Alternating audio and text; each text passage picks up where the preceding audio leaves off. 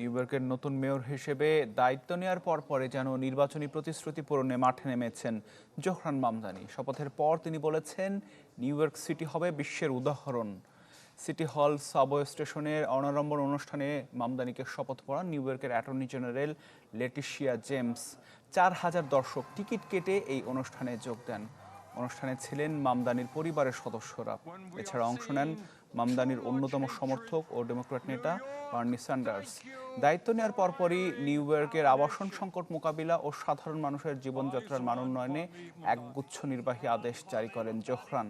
অভিষেক ভাষণে ধনীদের ওপর উচ্চ হারে কর আরোপ ও সাশ্রয়ী আবাসনের প্রতিশ্রুতি পুনর্ব্যক্ত করেন তিনি।